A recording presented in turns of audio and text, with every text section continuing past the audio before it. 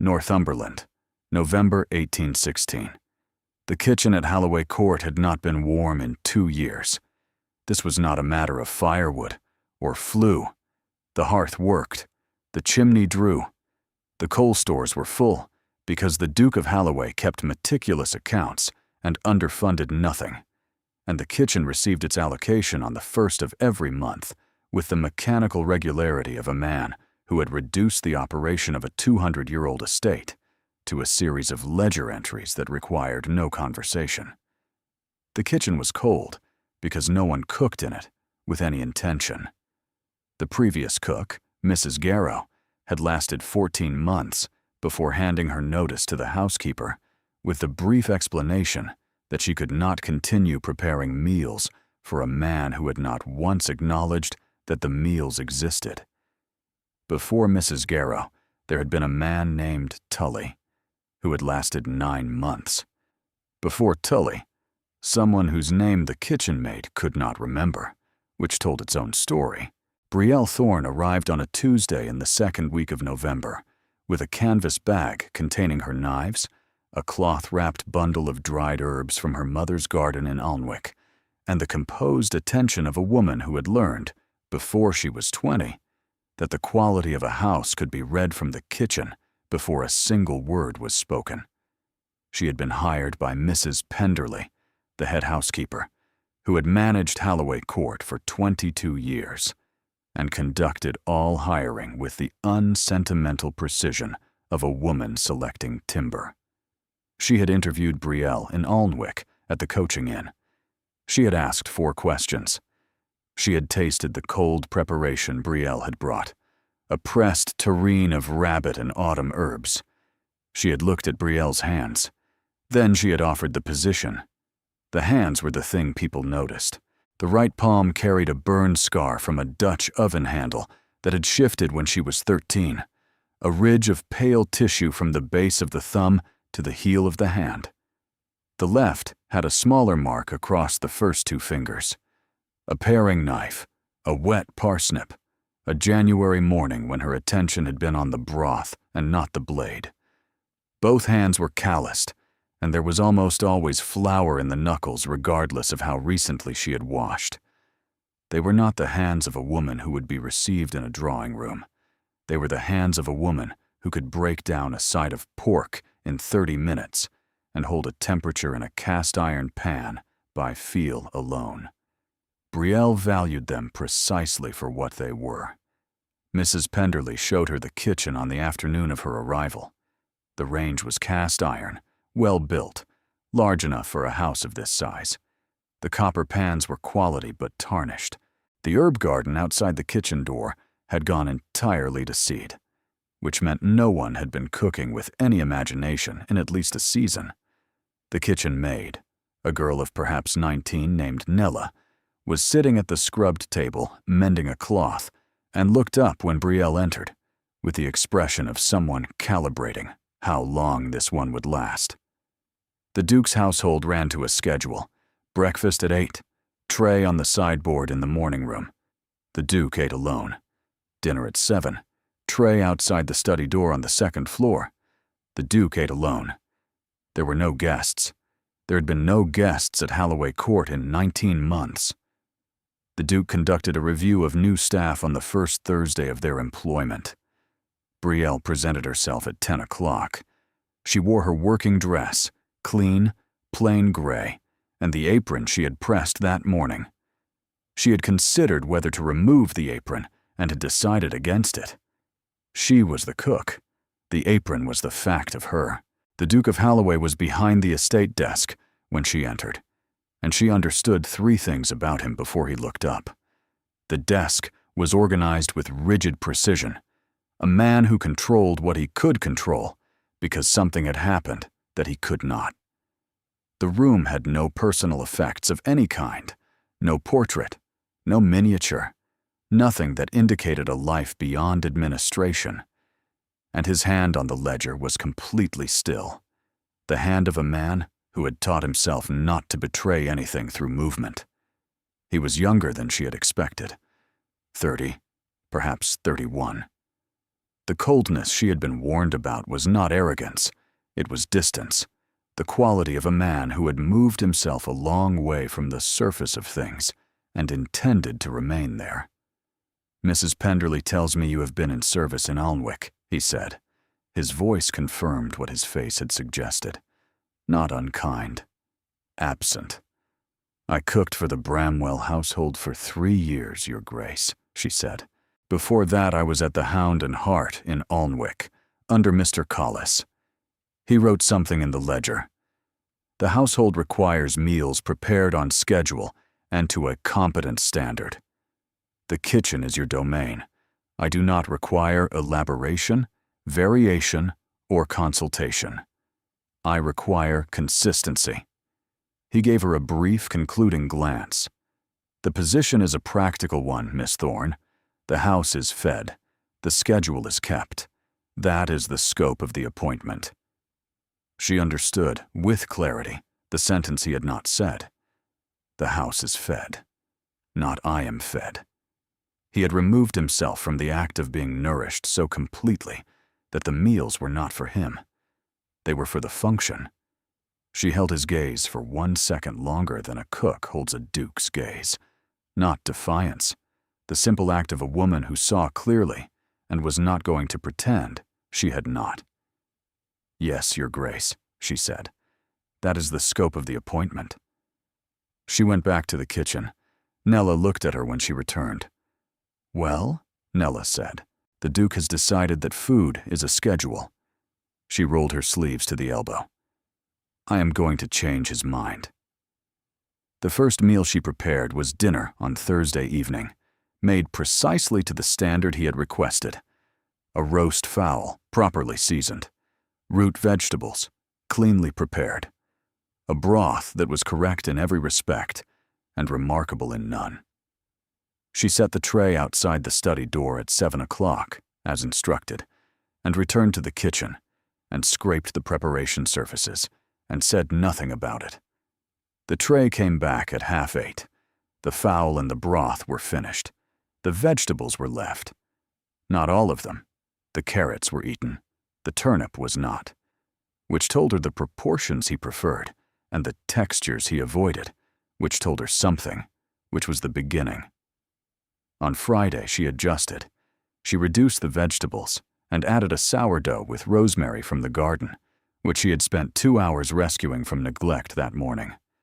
Everything was eaten. The bread plate was clean, not a crumb remaining. A man's hand wiping the surface, which told her something else. On Saturday she adjusted again. She was not improving the meals.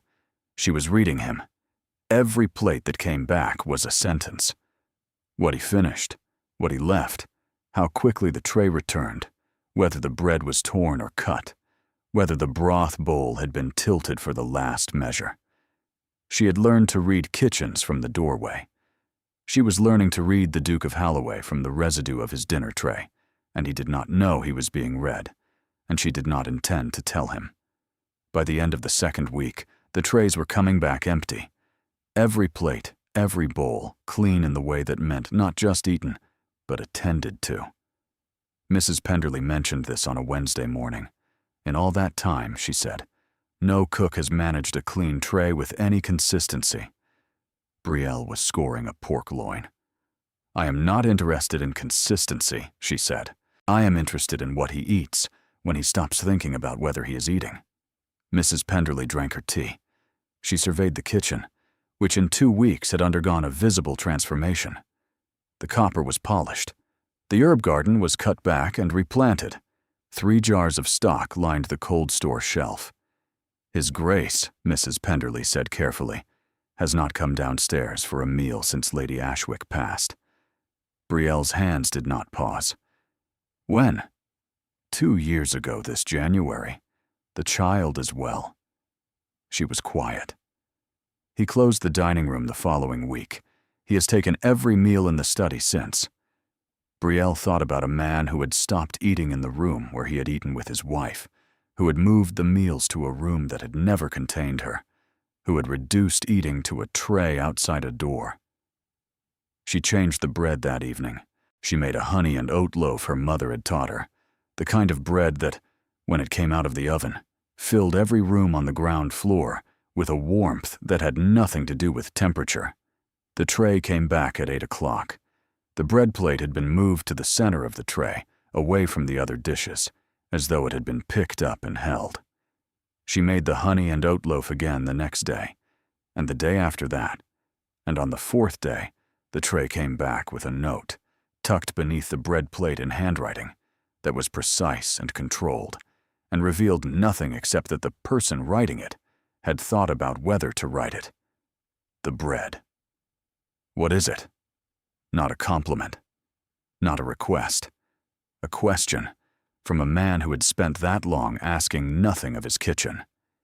She wrote on the back, "Honey and oat, my mother's recipe. The oats are local." She sent it up with the next morning's tray. No response came. No acknowledgement. The study door remained closed, and the schedule remained exact, and the Duke of Holloway continued to eat every meal alone, in a room with no personal effects, and a desk organized against grief. But on Monday of the third week, Mrs. Penderley came to the kitchen and said that the Duke had requested, through his valet, that the morning tray include bread. "He has not made a request of the kitchen," she said, "in 2 years." Brielle looked at the flour on her hands. She thought about a note that said, "The bread? What is it?"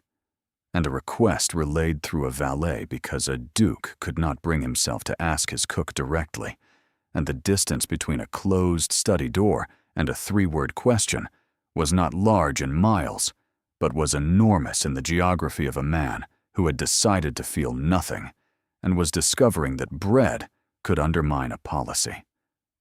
She said nothing. She made the bread. December closed around Holloway Court like a fist. Brielle had grown up 18 miles from here, where her father farmed 60 acres of tenant land, and her mother, who had been a governess before her marriage and had never entirely stopped being one, had taught her to read Latin, do accounts in her head, and hold the attention of a room through food, the way Eudora Thorne had once held a schoolroom through language. The kitchen under Brielle in December was a different country. Nella noticed it first. The cold was gone, not the weather, but the other cold, the one that had settled into the stones when the house stopped being a place where anyone cared whether things were made well or only made on time. Brielle learned his palate the way a surveyor learns terrain. He preferred savory to sweet, but would eat sweet if it was structural rather than decorative. A custard with depth, but not a syllabub with froth. He ate game better than beef, which suggested either a preference for the local or an aversion to formality, since beef in a house of this size was the formal cut, and game was the country one.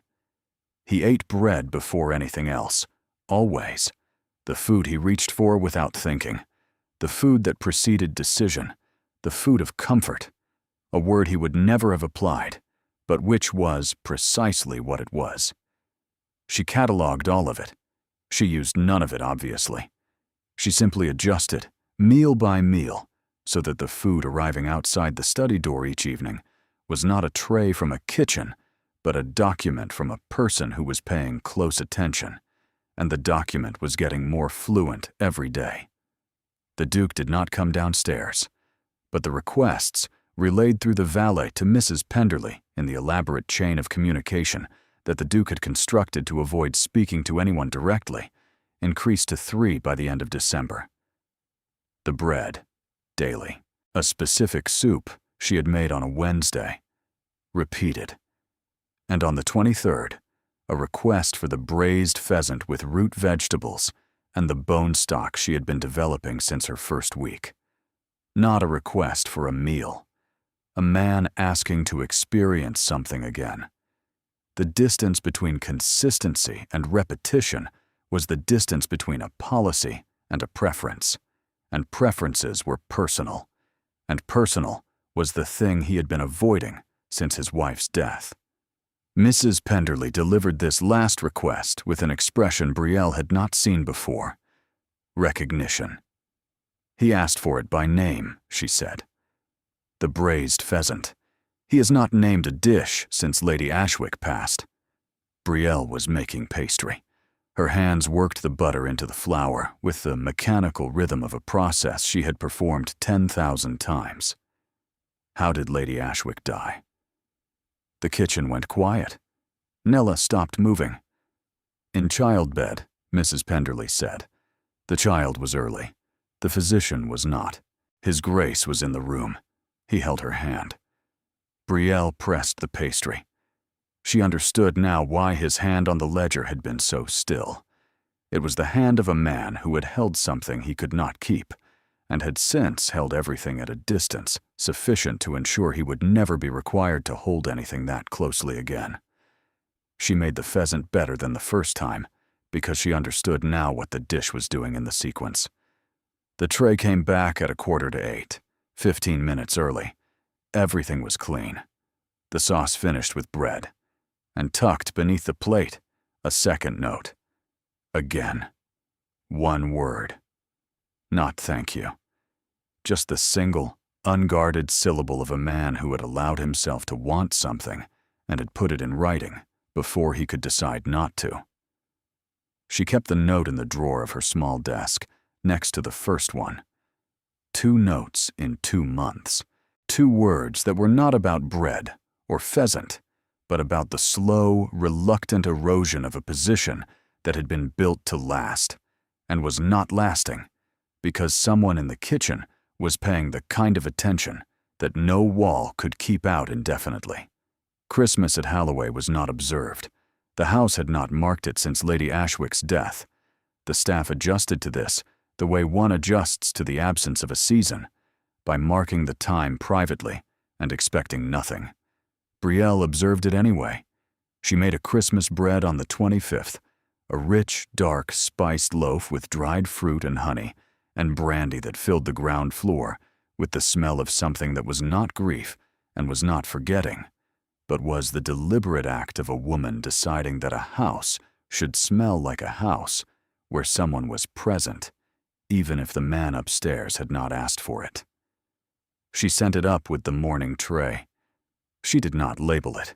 She did not call it Christmas bread. She let it arrive as bread, because bread was the language he would accept, and the rest of it, the spice, the brandy, the intention, could be its own argument. The tray came back in 40 minutes. The bread was gone. There was no note. But Mrs. Penderley, who brought the tray down, paused in the kitchen doorway and said, "He was in the dining room." Brielle looked up from the goose she was preparing for the staff dinner. The tray was on the dining room table, Mrs. Penderley said. He has not entered that room in 2 years.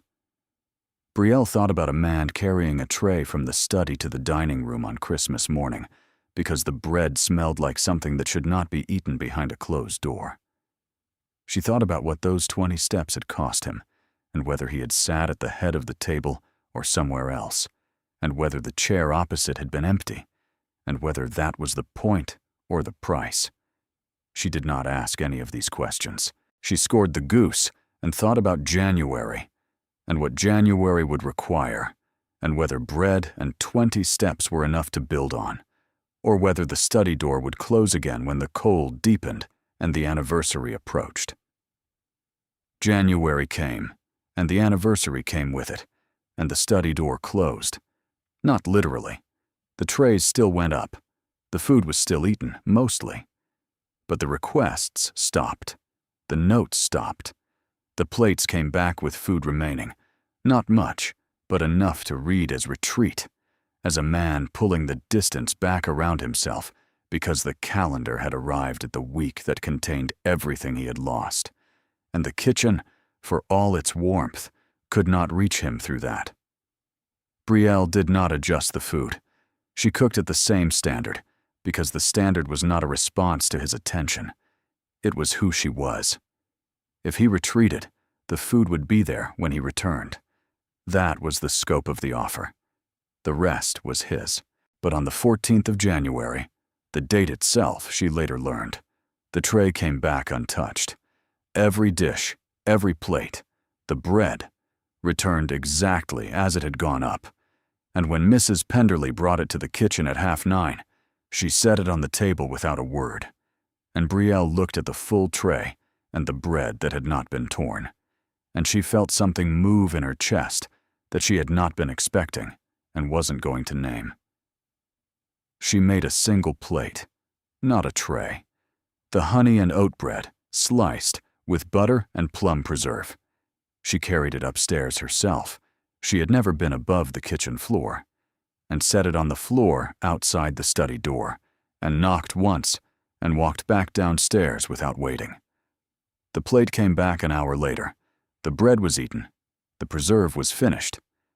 And on the edge of the plate, placed with deliberate care, a single dried sprig of rosemary from the morning tray's garnish, set parallel to the rim. It meant, I cannot say what the bread is doing, but I am not going to pretend it is not doing it. She put the rosemary sprig in the drawer with the notes. Nella, who had been watching all of this, said from the sink, "He will break your heart."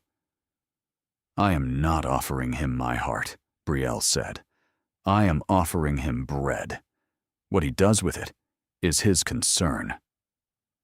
February brought the first disruption to the closed circuit of Halloway Court, a dinner. Lord Staverton had written requesting the honor of dining at Halloway. The baronet of 53 who held the neighboring estate of Burgh Hill had been for 20 years the kind of neighbor who believed proximity to a duke conferred a portion of the duke's authority. The duke had accepted. First dinner in 19 months, 14 guests, formal. Saturday next. Brielle planned 5 courses, a game consomme that tasted simple and had taken 14 hours, river trout in butter and preserved lemon, which she had been developing since December, using lemons she had preserved herself in the first week. Roast haunch of venison from the Halloway estate, with bone stock sauce and rosemary from the garden she had resurrected. A winter salad with poached pear and a dressing she had not made before, and was going to get right by Saturday if it took every hour between now and then. And to finish, a tart of quince and almond, with a pastry her mother had once described as the only argument Brielle had ever made that could not be improved. Saturday arrived. Brielle had been in the kitchen since 4, Nella since 5. The temporary girl Mrs. Penderly had engaged arrived at 3, and by 6, the kitchen was running at the level where everything looked effortless, because every effort had already been made. She managed each course from the range, timing the intervals, adjusting the heat, plating with the precision of a woman who understood that every plate leaving this kitchen was a sentence in an argument she was making to a room she could not see. She heard the reaction to the consomme through the serving door, the specific silence that followed a first course no one had expected. She heard a woman's voice say something she could not make out, and a man's voice reply with the word, extraordinary. Mrs. Penderly returned between courses. Sir Matthias Dorn has asked to convey his compliments. Lady Staverton has seconded the request. Lord Staverton has made a remark about the venison that I believe was intended as a compliment, though with Lord Staverton it is sometimes difficult to distinguish compliment from commentary. She paused. The Duke has said nothing about the food. He has, however, eaten everything, including the vegetables, which, as you know, he does not ordinarily finish, and he has looked at the kitchen door twice between courses. The guests departed between 10 and 1:30.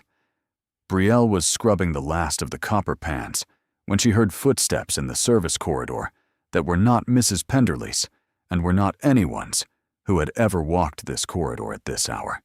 The Duke appeared in the kitchen doorway, still in his dinner clothes. He looked at the kitchen, at Nella, at Brielle, who was standing at the sink with her sleeves rolled and her hands in the wash water and no part of her arranged for inspection. She did not move. She did not adjust. "Miss Thorne," he said. "Your Grace." He seemed to be deciding something. She watched him decide it. "The meal this evening," he said. He stopped. He looked at her hands in the water. She held them still. It was not consistent, he said. No, she said. It was not. Something in his expression moved. Not far. Not visible to anyone who was not reading him with the attention she had been applying for 3 months. But enough. It was better, he said. And then he turned and walked back through the corridor, and his footsteps receded up the stairs, and the kitchen was quiet. And Nella at the drying rack looked at Brielle with an expression that had revised itself entirely from November. Brielle stood at the sink. She looked at the doorway where he had been. She thought about a man who had walked into his own kitchen for the first time since his wife's death to tell his cook that the meal was not consistent, and had meant it as the highest thing he was capable of saying, and had looked at her hands while he said it. She dried her hands on the cloth by the sink, slowly, and she thought about the rosemary sprig and the untouched tray and the plate she had carried upstairs herself, and about a man who was taking 20 steps at a time in a direction he had not chosen and could not name. It was better. 2 words. The most the Duke of Holloway had said to her since November, and both of them knew it was not about the food. The following week brought consequences. Sir Matthias Dorn called at Holloway on Tuesday and mentioned, within the hearing of Mrs. Penderley, that the Saturday dinner had been the finest meal served in the county in 5 years, and that the cook was either stolen from a London house or conjured from somewhere Sir Matthias could not account for. Lady Dorn sent a note requesting the quince tart recipe, and Lord Staverton said nothing about the food, which in a county this small was itself a remark, because the absence of an opinion from a man who had an opinion about everything was a concession he could not have intended to make. 3 weeks later, in March, the Stavertons hosted at Burgh Hill. The Duke attended, his first social invitation since his wife's death. He returned alone. Mrs. Penderley came to the kitchen the morning after and sat at the table. He was asked about you.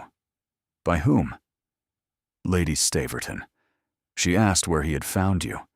She said it with a smile that has a second purpose. And what did he say? He said that Mrs. Penderley had engaged you through the usual channels, and that you had proven satisfactory. Satisfactory, Brielle said. She pressed the dough, folded it, pressed again. She thought about the word satisfactory, applied to the 5-course meal that Sir Matthias Dorn had called the finest in 5 years, applied to the kitchen that had transformed Holloway Court from a cold function into a house that smelled like bread and rosemary and attention. The word a man used when he could not say what he meant and would not say what he felt, and had an audience watching for both. Mrs. Penderley was quiet for a moment. Lord Staverton made a remark about the Duke's sudden interest in his household arrangements. He said it with the lightness he uses when he wishes to imply without the inconvenience of being direct, that a Duke who begins taking an interest in his kitchen is either improving his dinners or losing his standards. The room understood. The Duke did not respond. Brielle pressed the dough harder. She thought about the 2 sentences the Duke had available, the one he used in public and the one he had used at 10:30 in her kitchen, and which was true and which was management. The answer was both. The distance between satisfactory and better was the entire width of the man. What else did Lord Staverton say? He will say something again, Mrs. Penderley said. He has found a subject, and he will use it. She left, and Brielle stood alone in the kitchen and thought about what it meant to be discussed in rooms she would never enter, by people who would never ask her name, about a man who had called her satisfactory in public and better in private. She thought about the 2 rooms and the 2 words and the 2 versions of himself he was maintaining, and that the maintenance was costing him something, and that she was not going to be the one to make it easier, because easier was not what either of them needed. The spring gathering at Burgh Hill came in late March. 14 guests, an evening designed to reintroduce the Duke to the county social calendar. Brielle was not invited. Cooks were not invited. But Lady Staverton had requested, through Mrs. Penderley, that the Duke's cook prepare a dessert course for the evening, a request framed as compliment and understood by everyone as something more layered. It was Lady Staverton's way of placing Brielle's work in a room where Lady Staverton controlled the commentary. Brielle made the quince tart. She made it perfectly. She sent it to Berg Hill with Nella and instructions for plating. She wrote in her own hand because she did not trust anyone else's judgment on the timing. She stayed at Halloway. She cleaned the kitchen. She prepared the morning bread for the next day. She sat at the scrubbed table at 9:30 with a cup of tea and a book about crop rotation, reading about turnips because the kitchen garden needed a proper plan, and she intended to write one. She was reading about turnips when Mrs. Penderley came through the kitchen door with an expression Brielle had not seen in 5 months. Anger. Controlled. Contained. Managed. But anger. What happened? Lord Staverton proposed a toast to the dessert course. He stood at the head of the table and said that the evening had been graced by a contribution from the Halloway kitchen, and that the county should acknowledge the Duke's remarkable discovery, that the domestic offices could produce results quite above their station when given sufficient encouragement. He paused, the way he pauses, and said it was heartening to see the Duke taking such a personal interest in the management of his kitchen, and that he hoped the interest remained within the bounds of what the county considered appropriate for a man of his position. The room understood. Several people looked at the Duke. Brielle sat very still. She thought about the quince tart, packed with her own hands, carried to a room she would never enter, used as the foundation for a joke about a Duke and his cook that 14 people had heard, and the county would repeat for the rest of the spring. And the Duke, she said. Mrs. Penderley picked up her tea, then set it down again. The Duke was quiet for a moment, and then he stood, and he did something I have not seen him do in 3 years. He looked at Lord Staverton the way his father used to look at men who had miscalculated their importance. He said that the Halloway kitchen had been restored by a woman of considerable skill, whose work had resolved 2 years of neglect that he himself had failed to address. He said the tart Lord Staverton was toasting had been prepared by a cook who could outperform every kitchen in the county, including the kitchen they were sitting in. He said Miss Thorne's contribution to Halloway Court was not above her station. It was the standard to which the house should always have been held, and he was grateful it was being held there now. Then he sat, and Lord Staverton sat, and the dinner continued, and Lord Staverton did not make another toast for the rest of the evening. Brielle pressed her hands flat against the kitchen table.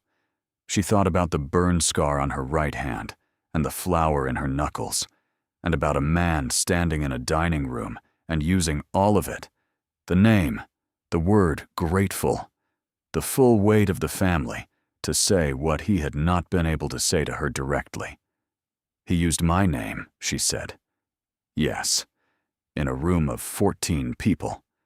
To a man who had just tried to reduce you to a category. He called you Miss Thorne, and he said the word grateful. And he looked at Lord Staverton the way a duke looks at a man who has made a mistake and is about to understand its cost. She paused. He has not used the word grateful about anything since his wife died. Brielle sat in the kitchen. The bread for tomorrow rose in the proving drawer.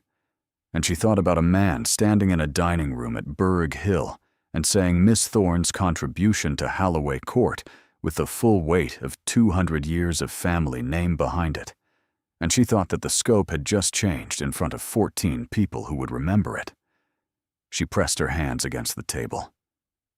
He defended me. He used my name. I made a quince tart, and it started something I cannot put back in the box, and I am not certain I want to.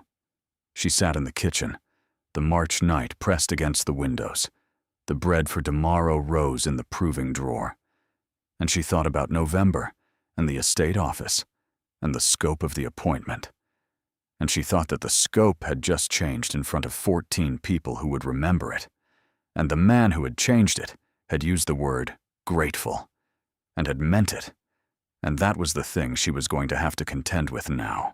He came to the kitchen the following morning, not through the service corridor, through the main hall, through the ground floor passage, through the door that connected the house to the kitchen wing, a door that was a boundary the same way the study door was a boundary, the same way every door in Holloway Court was a boundary a man had built between himself and the possibility of being reached.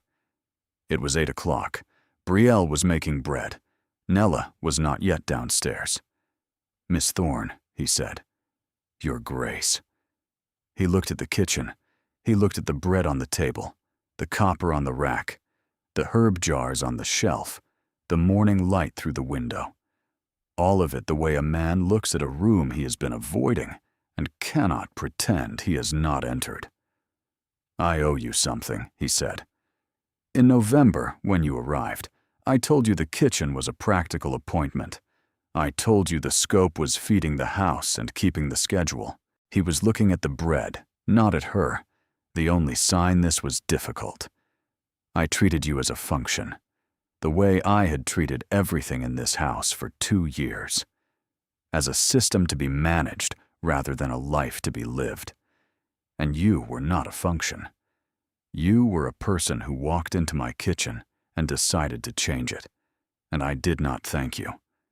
I ate your bread and sent back empty trays and could not bring myself to walk 20 steps to say the words that would have been honest." "You came downstairs on Christmas morning," she said. "Yes. And the anniversary." "The tray came back untouched, and then I brought the plate upstairs, and you ate the bread and left the rosemary." Something moved in his expression. "Yes. Your wife," she said. He stilled. "You closed the dining room because she was in it. You moved the meals to the study because she was not. You built a system out of the grief so that nothing could reach you. And then I arrived and started making bread that could get through the door." "Yes," he said. She held his gaze. "I am not your wife. I am not a replacement for her. I am not the thing that fills the space she left. I am a woman who makes bread, and the bread is mine. And what it does to you is yours. And those are different things, and the difference matters. I know. I have known since Christmas. Since the morning I carried the tray to the dining room because the bread smelled like something that deserved more than a closed door." He paused. "That was not about Rosabelle. That was about you." She heard the name, the wife, the woman who had died in this house with his hand in hers. She heard the name and what it meant that he had said it in the kitchen, to her, with the bread between them. "You called me Miss Thorne," she said, "last night. At Berg Hill, in a room of 14 people. I called you what you are. You said you were grateful. I said what I felt. That is the first time you have told me what you feel." He came around the table with deliberate intention and stood beside her, not across from her. "Your hands," he said. She held them still. She did not hide them. "Every meal I have eaten in 5 months has come from these hands." He took her right hand. He held it not as an inventory, but as an arrival, the scarred palm of a woman who made bread in his kitchen and had not once pretended to be anything other than what she was. She turned her hand in his. She held the hand that had held his dying wife's hand, and had held the ledger and the pen, and had never once, since Rosabelle, held anything with the intention of keeping it. "Calder," she said. She had never used his name. She had not known it was in her until she said it. But it was there, and it was in the kitchen now, and neither of them could put it back. He kissed her. It was not a duke kissing a cook. It was a man who had walked through every door in his house to reach this room, kissing a woman who had changed the house from the inside without ever leaving the kitchen. She kissed him back with the hands that had the scars and the flour and every true thing she had ever made, and the kitchen was warm, and the bread rose beside them, and the morning was outside, and nothing about any of it required management. They did not separate quickly. They stood, her hand in his other hand on the table beside the bread, and the proximity was the thing itself, the answer to every tray and every note and every door that had been closed and was now open. That evening, he asked her to stay. Not in the kitchen, in the library. He had a fire built, and he sat in the chair by the window, and she sat in the chair across from him, and they talked. Not about the kitchen, not about the estate, about her mother, and the books, and the Latin and the crop rotation essay she had been reading, about his wife, briefly, carefully, the way a man touches a wound to show where it is without reopening it. About the bread, and what the bread had done, and the note that said, "The bread, what is it?" and how long he had sat at the desk, holding the pen before he wrote it. She told him about the rosemary sprig. She told him she had kept it. She told him she had kept both notes. He looked at her with the expression that had no distance in it. "I wrote the first note 11 times before I sent it," he said. She laughed, small and real. The sound surprised her in a room that had not heard it in longer than she could guess. The fire burned low. The conversation continued, quieter. The voices of two people who had been speaking through plates and doors and silences for 5 months and were now speaking directly and finding it both simpler and more frightening than either had expected. And she fell asleep. She did not intend to. She did not feel it happen. One moment she was listening to him describe the oak trees on the north boundary and the way they looked in autumn, and the next moment she was aware that her head was against his chest, and his arm was around her, and the fire was embers, and the library was dark and warm. She stilled. She did not move. She felt his breathing, steady and slow, and his arm, which was not tentative, which was holding her the way his hand had held hers in the kitchen. Complete attention, complete intention. She understood that she had fallen asleep against the chest of the Duke of Holloway, and he had not moved her, had not woken her, had simply held her while she slept, which was the most undefended thing either of them had done. She looked up. He was awake. He had been awake the entire time. He was looking at her with an expression that had everything in it: the library and the kitchen and the bread and the tray and the Christmas morning and every month since. "You fell asleep," he said quietly. "I fell asleep," she said, "against my chest." Yes. He looked at her. She looked at him. The fire was nearly out. The library was the warmest room in Holloway Court, which had been the coldest house in Northumberland, and the warmth was not the fire. "Brielle," he said. Her name, in his voice, in the dark library, with her head still against his chest. Not Miss Thorne. Not the cook. Brielle. "Calder," she said back. He kissed her forehead. Not the kitchen kiss, not the one that had been building for 5 months. The quiet one. The one a man gives a woman who has fallen asleep against him and stayed, and who he is holding in the dark, and who he is not going to let go of. Not because he cannot, but because he has finally understood that he does not want to. She closed her eyes. She did not fall asleep again. She stayed, awake against his chest, and listened to his breathing, and thought about a kitchen and a study door and a loaf of bread that had started everything. And she thought that the best meals she had ever made were the ones that did something she had not planned for. And this was not a meal, but the principle held. April at Holloway Court was a different season from any the house had known. The study door was open. Not occasionally. Daily. The Duke ate breakfast and dinner in the dining room. Brielle set the plates. Not on a tray. Not outside a door. She carried them to the dining room herself, and the act of setting a plate before him, which had been duty in November, was now something else entirely. Mrs. Penderley came to the kitchen on a Tuesday and sat at the table.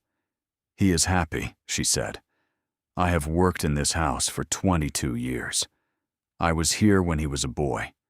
I was here when he married. I was here when Rosabelle died. The version of him I am seeing now is one I had not expected to see again." She looked at Brielle's hands on the bread knife. "You did this. Not just the food, though the food is part of it. You. The person who stood in the estate office in November and heard him call the kitchen a function, and who went back and decided to change his mind." "He changed his own mind," Brielle said. "I made bread." Mrs. Penderley smiled, not the composed expression of a housekeeper, but the genuine thing. "You made bread," she said, and he walked 20 steps. And then he walked downstairs. And then he walked to the kitchen. And now the study door is open and the dining room is in use. And Lord Staverton has been very quiet at county gatherings, which is the most reliable measure of improvement I know. She stood.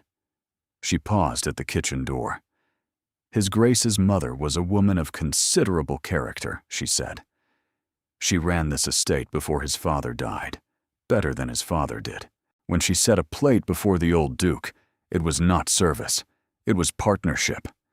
I see the same quality in your hands. The county learned of it in stages, the way counties learn things, through observation and inference, and the careful social arithmetic of people who had been paying attention to each other for generations. The Duke of Halloway had been seen walking the grounds with his cook.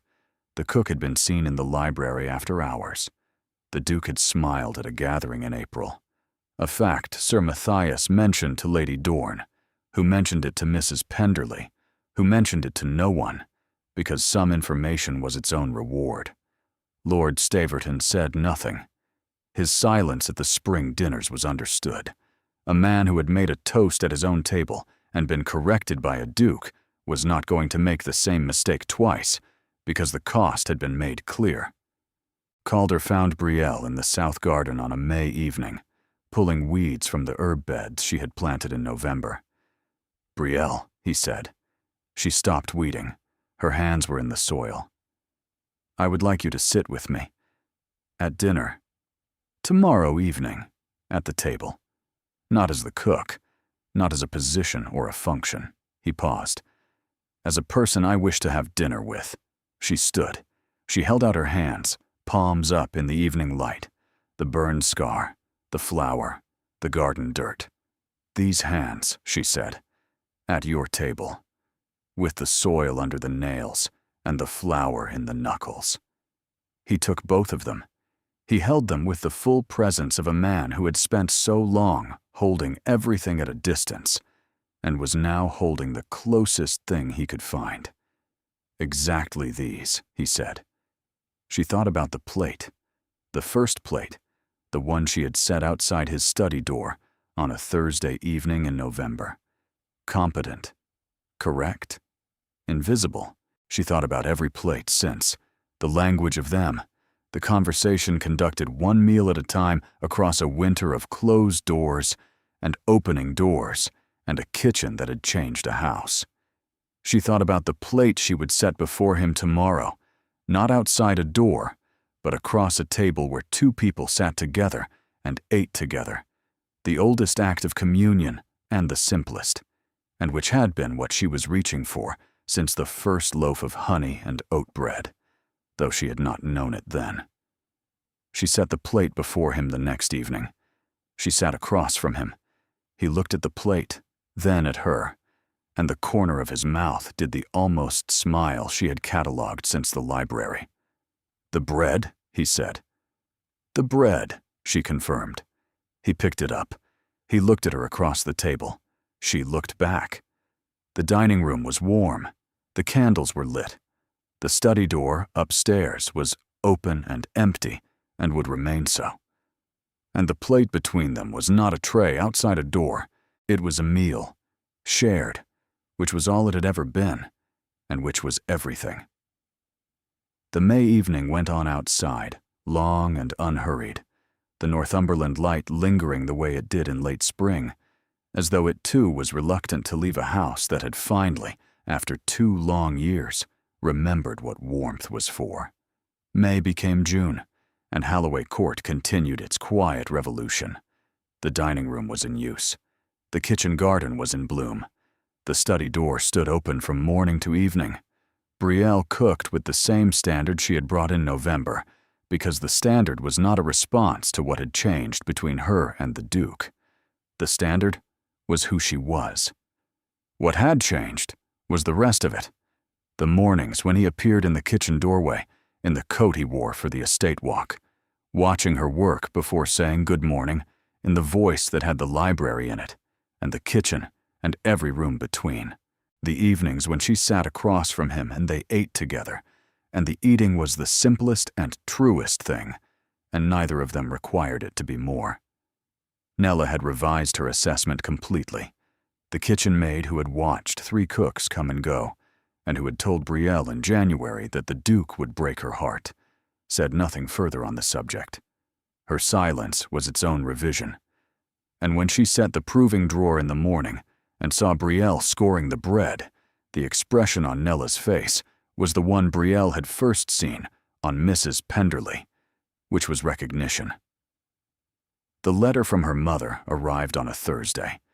Eudora Thorne wrote from Alnwick in the hand that had taught Brielle to write, carrying the authority of a woman who had spent 15 years as a governess and had never relinquished the assumption that the people she addressed required instruction. The letter said, "Mrs. Penderley has written to me. I understand there are developments at Holloway Court that exceed the scope of your original appointment. I would like to hear about them from you, rather than from a housekeeper, however competent." Brielle wrote back honestly. She wrote about the kitchen, and the bread, and the trays, and the notes, and the study door, and the dining room, and the library, and the evening she had fallen asleep against his chest. She wrote, "He sees me, Mother. Not the position, and not the kitchen, and not the category. He sees me." Her mother's reply arrived the following Tuesday. It said, "Does he understand what it will cost him? A duke who marries a cook will be discussed in every drawing room in the county. The cost is not to you. You have already paid yours by being excellent in a world that does not reward excellence in women of our station. The cost is to him. And the question is not whether he is willing to pay it. The question is whether he has calculated it honestly, because a man who has not calculated the cost of a decision will resent the invoice when it arrives." Brielle put the letter in the drawer with the notes and the rosemary sprig, and sat for a moment with her hands on the table and thought about cost and calculation and a man who kept meticulous accounts and who had spent 6 months revising every entry. She did not raise the question with him. She did not need to. He raised it himself on a Sunday evening in early June in the library, in the chair by the window, with the directness she had come to understand was not bluntness, but honesty stripped of performance. "I have written to my solicitor," he said. She was in the chair across from his, the one that had become hers over the weeks since March, with a book in her lap she had not been reading because the June evening was too long and warm and full of the particular quality of a Northumberland summer that made reading feel like a smaller thing than looking. I have written to him about the legal requirements of a marriage between a peer of the realm and a woman who is not of the peerage. She held his gaze. The June light came through the tall windows. "There are requirements," he continued. "There are expectations. There are consequences that the county and the society and the world beyond this house will impose, and I have calculated them, and I have written them down. and I have reviewed them with the thoroughness I bring to every significant decision." He paused. He looked at her with the expression that had been building since November, the one that had started as absence and moved through assessment and surprise and recognition, and had arrived at something that looked like certainty. "The calculation is that the cost is considerable, and the return is incalculable, and the investment is the soundest I have ever made." She thought about her mother's letter, about a man who had calculated the cost honestly, who had reviewed the consequences, who was now sitting in a library in the June evening, telling her the numbers as though a marriage proposal were an estate review, because that was how he spoke, and that was how she had learned to hear him, and the language of accounts and returns was the one they had built between a kitchen and a study door over 6 months of plates and bread and silence. "Is this a proposal?" she said. "Or are you still reviewing the accounts?" The corner of his mouth did the thing. "It is a proposal." The review was completed in March. The results were conclusive. "My mother would like to know whether you have calculated the cost." "I have calculated the cost. I have also calculated the cost of not asking, which is higher, and which I am not willing to pay." She looked at him for a long moment. She thought about November and the estate office, about Christmas morning and the dining room, about the rosemary sprig in the kitchen doorway, and the evening she fell asleep against his chest, and the morning after when the study door opened and did not close again. She thought about the plate, the first one she had set outside his study door in November, and the one she had set before him at the dining room table the previous evening, across from her own plate, at a table where 2 people ate together. "Yes," she said. He stood. He came to her chair. He took her hands, both of them, and held them, and looked at her with the expression that had nothing of November in it, and everything of the month since. She stood. She was close to him in the library in the June evening, and the light was long, and the house was warm, and the kitchen was downstairs, and the bread was rising in the proving drawer, and none of it required anything other than what it was. "Calder," she said. "Brielle," he said. "I am going to continue making bread. After we are married, I'm going to continue working in the kitchen. I'm not going to become a duchess who does not cook. I'm going to be a duchess who makes bread, and the county can discuss it in every drawing room it likes. I would not have asked," he said, "if I wanted anything else." She kissed him. It had the precision of a woman who meant what she decided, and the warmth of a kitchen in a cold house, and the quality of a thing that had started with a loaf of bread and a tray outside a door, and had become, over 6 months of attention and patience, and the refusal to be invisible, the truest thing in the house. The engagement dinner was held at Holloway Court on the last Saturday of June, arranged by Mrs. Penderley and cooked by Brielle, because Brielle had refused every suggestion that someone else prepare the meal. The food at her own engagement dinner would be the first public act of the Duchess of Holloway, and she intended it to be hers. 16 guests, the full county. Sir Matthias and Lady Dorn, who had accepted with an enthusiasm Lady Dorn conveyed, in a note of 3 exclamation marks, 2 more than she ordinarily permitted herself. The Fenwick Crosses, the vicar and his wife, Mrs. Villiers from Hexham, and the families from the further estates, who had rearranged their calendars with the speed of people who understood. This was the dinner of the season, and possibly the decade. Lord and Lady Staverton were invited. Mrs. Penderley had suggested this with the calm of a woman playing a long game with complete confidence.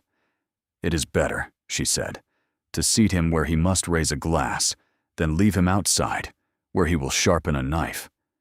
And because the sight of Lord Staverton congratulating you on your engagement to the Duke of Holloway will be one of the most satisfying things I have witnessed in 22 years at this house, and I am not above enjoying it."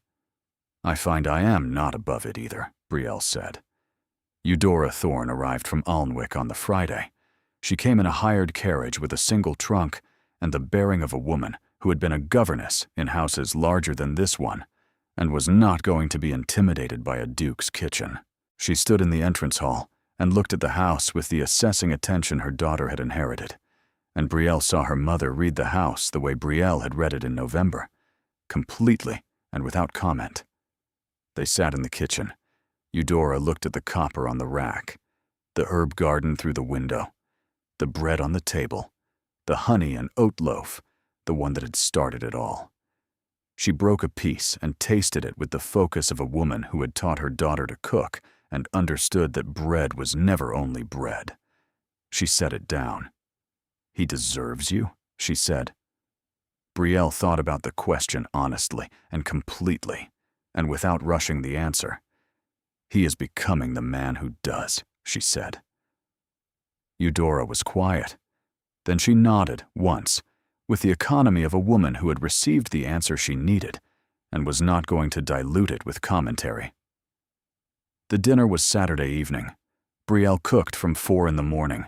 She built the meal the way she had built the first dinner in February, the same 5-course architecture. But this time, the argument was not prove the kitchen exists. The argument was, this is who I am, and this is the house I am joining. And the two things are the same thing, and the meal is the proof. She plated the final course at 8:45, the quince tart, the pastry her mother had called the only argument that could not be improved.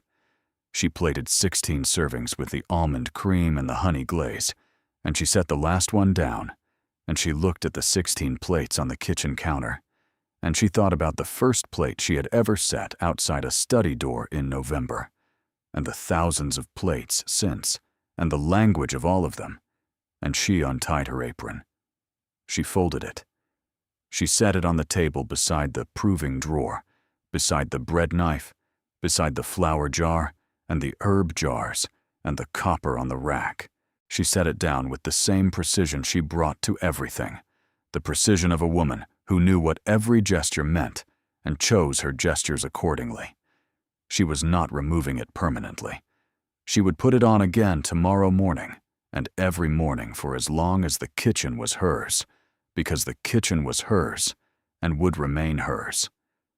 But tonight, she was walking through the door between the kitchen and the house, the door he had walked through in March, the door that had been a boundary and was now a passage, and she was walking through it in the dark amber dress her mother had brought from Alnwick, cut by someone in the town who understood fabric and coloring, and she was walking into the dining room as the woman the Duke of Holloway had asked to sit at his table, and the county was going to see her, and she was going to let them.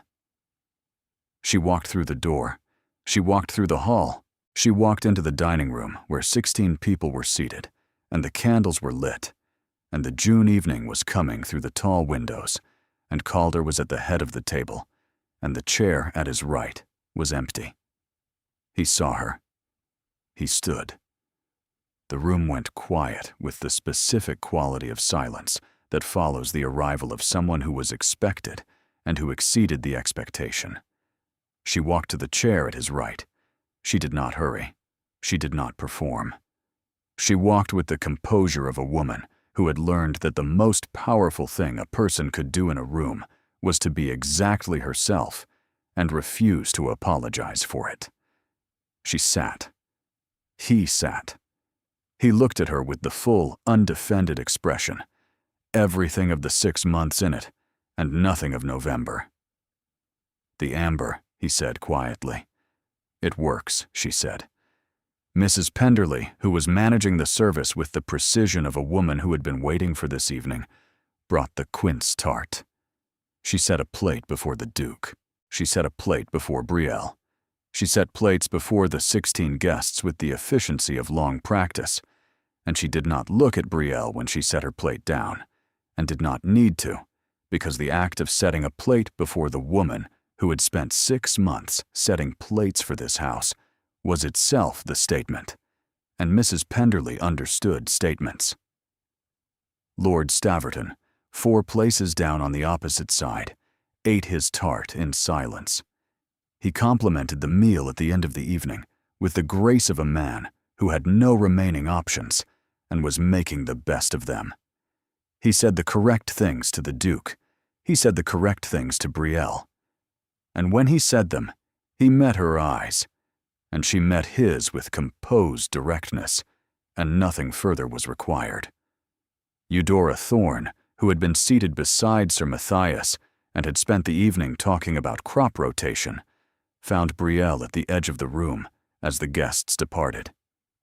She looked at the dining room, at the candles and the plates and the June evening, and at the Duke across the room saying good night to Sir Matthias with the warmth of a host who was, for the first time since his wife's death, genuinely warm. "Well," she said. "Well," Brielle agreed. "He is happy," her mother said with mild surprise. "He is." She paused. "I did not expect that to be the thing that mattered most." "What did you expect?" Brielle looked at the kitchen door, visible from where they stood. The door she had walked through tonight in an amber dress instead of an apron. "I expected to make bread," she said. "I expected to be good at my work and to be left alone to do it. I expected the scope of the appointment." She paused. "I did not expect that a loaf of bread could open a door that had been closed for 2 years.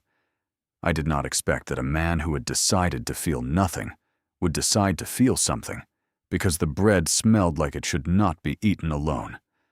I did not expect him. Any of it." Her mother took Brielle's hand, the right one, the one with the scar, and held it. The hand that had taught her to cook, that had guided the first knife, that had held hers against the Dutch oven burn when she was 13, and had said, "Hold still. It will pass. The pain is not the point." "The best meals," Eudora Thorne said, "are the ones that do something you did not plan for." Brielle looked at her mother. She thought about November, a cold kitchen, a canvas bag of knives, and a woman who had looked at a house that had forgotten what warmth was for and had decided to remind it. "Yes," she said. "They are." Calder found her in the kitchen afterward. The guests were gone. Nella had retired. Mrs. Penderley had concluded her final inspection and gone to bed with the satisfaction of a woman who had arranged something that turned out better than even she had predicted. The kitchen was quiet. Brielle was at the table. The apron was where she had left it, folded beside the proving drawer. She had not put it back on. She was sitting with a cup of tea and the June dark outside the window and the warmth around her, the warmth that had been there since November, the warmth she had built. He came through the kitchen door, the one that had been a boundary, and was now simply a door between one room and another in a house that belonged to both of them. He sat across from her. She poured him tea. She set the cup before him the way she had set 1,000 plates before him, with the same hands, the same attention, the same care. "The bread," he said. She looked at the proving drawer, where tomorrow's loaf was rising with the unhurried patience of a thing that had all the time in the world. "The bread," she confirmed. He picked up the cup. He drank. He looked at her across the kitchen table with the expression that had started in November as nothing and had become everything. She reached across the table. She took his hand. He held hers.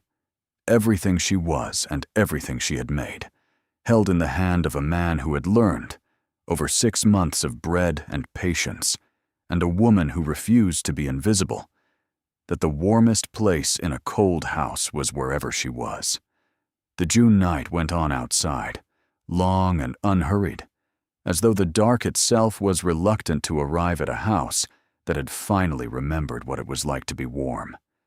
The bread rose, the tea cooled, and the kitchen at Holloway Court, which had not been warm before she arrived, was the warmest room in the house and would remain so.